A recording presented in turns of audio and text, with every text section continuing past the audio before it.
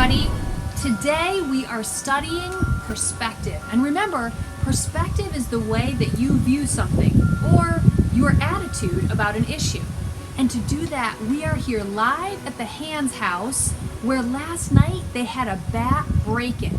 We're going to get to talk to some of the witnesses that saw the bat and listen to their perspectives. Let's go inside. And here we are with Gabby Hands. Gabby, what was it like having the bat in your house? It was pretty scary. It flew right by our heads. And so what is your overall perspective of bats?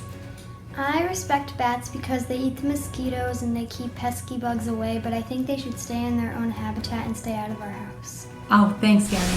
So Ruby, what was it like having a bat in your house? It was kind of alarming. I bet it was. And, what's your perspective on bats?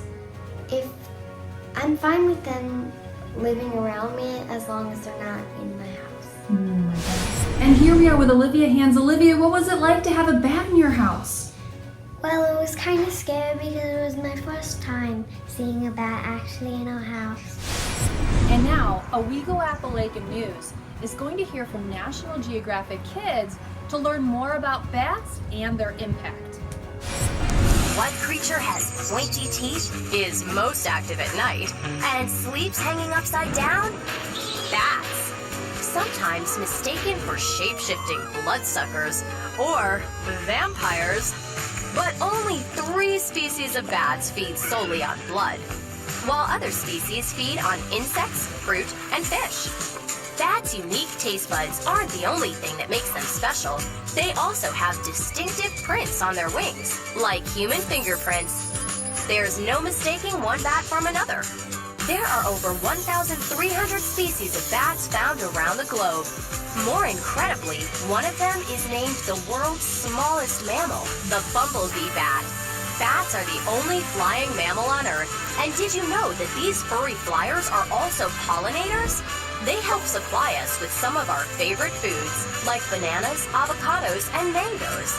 Birds, bees, and butterflies pollinate plants during the day, then bats and moths take over the night shift. Most bats are nocturnal, foraging for insects like mosquitoes, beetles, and moths. They're like a nighttime pest control. A common bat can eat over 3,000 tiny bugs in one single night. And during the day, they seek shelter to rest. Caves are the perfect habitat because they have high ceilings to keep them out of reach from most predators. Some caves can have colonies of up to 20 million bats. This gigantic crowd doesn't stop bat moms from finding their pups. Using their unique voices and scents, moms can easily locate their babies. Like humans, bats have voice recognition. Even more amazing, bats navigate by echolocation, which basically means they can see using sound.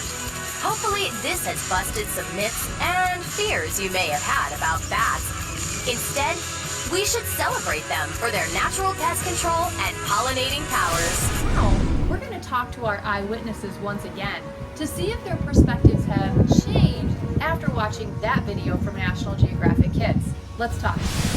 So Gabby, after watching that informational video, do you have any new perspectives on bats? My perspective didn't really change on bats, but I do have a lot more respect for them now than I did before, because before I thought that they only kept away mosquitoes and other pesky bugs, but now I know that they also help pollinate the food that we need at nighttime.